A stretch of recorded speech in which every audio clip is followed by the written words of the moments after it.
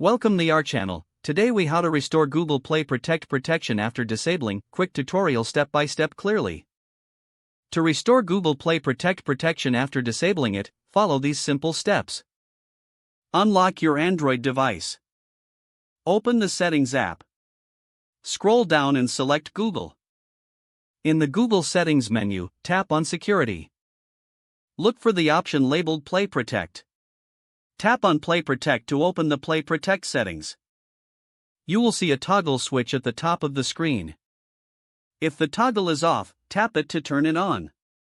Once it's activated, Play Protect will start scanning your device. You may also want to tap on Scan to manually check for any issues. Make sure to review any alerts or recommendations presented. After the scan, your device should be secure once again.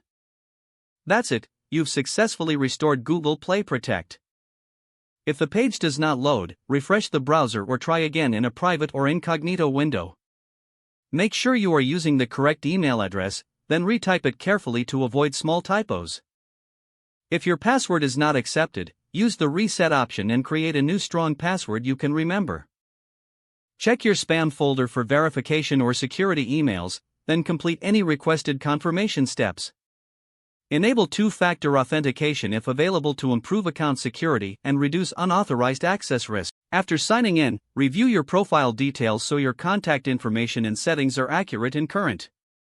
If you see an error message, note it down and try again after restarting your device and internet connection. Log out when you finish, especially on shared devices, to keep your account and payment information secure.